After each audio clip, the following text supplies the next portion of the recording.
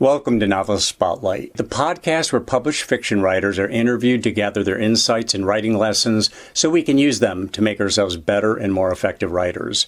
There are just 3 things I ask of you, if appropriate to you and your experience. Please subscribe, please click on the like button, and please share this program link with any family members, friends, or colleagues who might be interested or benefit from the content. Now, on with our program.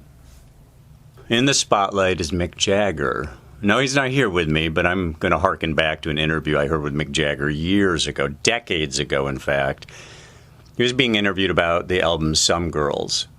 Now, that came out in 1978. That was the year I graduated high school. So you can imagine, as far as a timestamp, when you think about music, music is a timestamp. The stuff that you listen to as a teenager, the stuff that you listen to in college, that stuff stays with you your entire life. So Some Girls comes out when I'm graduating high school, my year of graduation. I go off to Arizona State University. We listened to the heck out of Some Girls, my friends and I. It was such a big album at the time. Best album that the Rolling Stones had come out with in years. And obviously a really important one to me because of that timestamp I'm talking about. Now, I know there's the whole argument, Exile on Main Street or Let It Bleed or Sticky Fingers or what have you. As the Stones' greatest. I'm not even going to make an argument about that, only to say that Some Girls was the most special Stones album for me because of when it came out and when it was being played. And of course, I went out and bought a copy. So during this interview, Mick Jagger had said, all of those songs on the album, when we were initially recording them, ran about 11 to 13 minutes each. And then we started, and these are my words, not his words, we started editing them down. And just to give you an idea, he said 11 to 13 minutes, but if you look at Some Girls, the longest track on that album isn't even 5 minutes. Miss You is 4 minutes and 49 seconds. And then the song Respectable is the shortest one, only 3 minutes and 8 seconds. So think about that, taking the songs down in length and content by a factor of, threefold or fourfold. Then he also had said that, when you do that, you wonder, did we really leave the best stuff in or did we take the best stuff out? And that's exactly what writers go through. So, there's a couple lessons, one lesson in particular that's there, and that is that the Rolling Stones obviously overwrote all of those songs, or at least they wanted to make songs that were suitable for airplay. They didn't stretch out and do a 10 or 15-minute composition on that album. So let's just say they overwrote all of those. The lesson being that, but what it appears that the Rolling Stones did is they gave themselves the freedom to overproduce, to overwrite, then to go back and go through what I like to call the distillation process, where you really kind of boil things down. You start to strip out the stuff that doesn't really resonate. You keep only the best of what you've got there, and you boil that down or distill it down to those few minutes. That's exactly what writers should be doing when we're writing fiction, and exactly what so often doesn't really happen. Number one, we need to give ourselves the freedom to overwrite. We need to be able to just let out everything that's in us for that particular scene, for that particular chapter or book, with the understanding that when we go to the final cut, we have to start stripping away the stuff that slows the copy or doesn't really speak to the reader or the listener.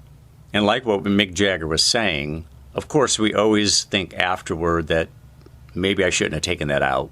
Maybe I should have kept it in. And maybe some of the stuff I kept in should have been taken out. You're always going to second guess that stuff. But I've said it before, and it bears repeating. I have to repeat it to myself all the time. And that is that we need to produce far more content than we end up including in our writing.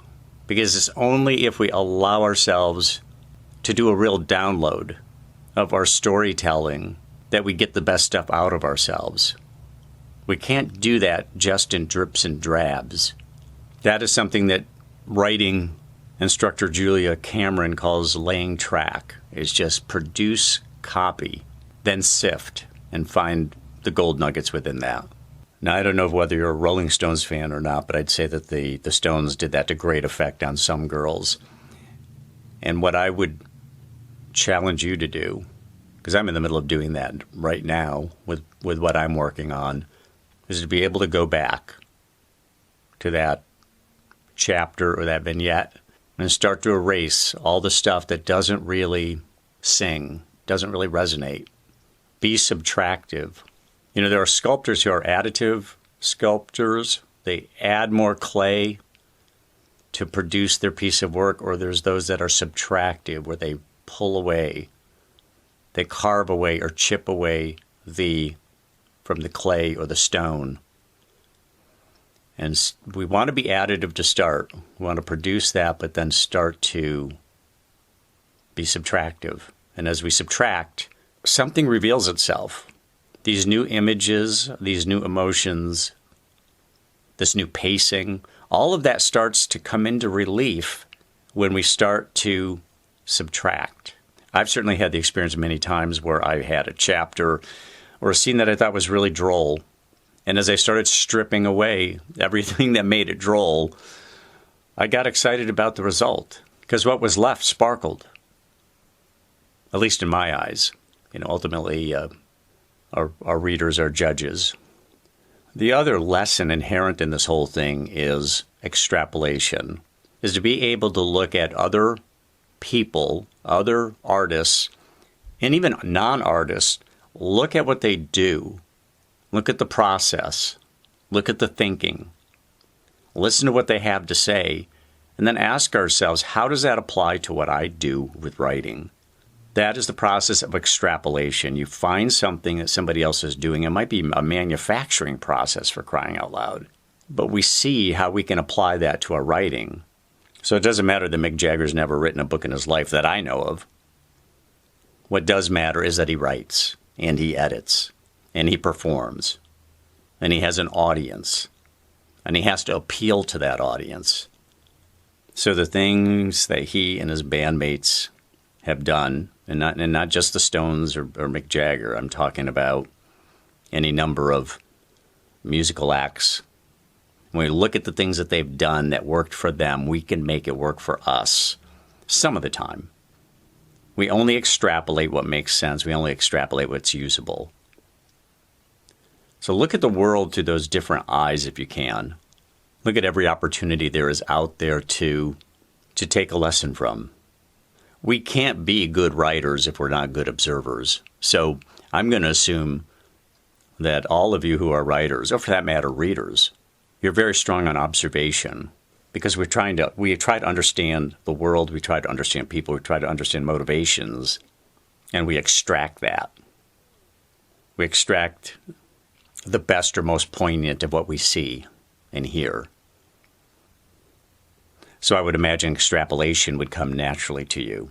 I hope so anyway, and I hope you see the wisdom in what Mick Jagger had to say and why I wanted to point this out.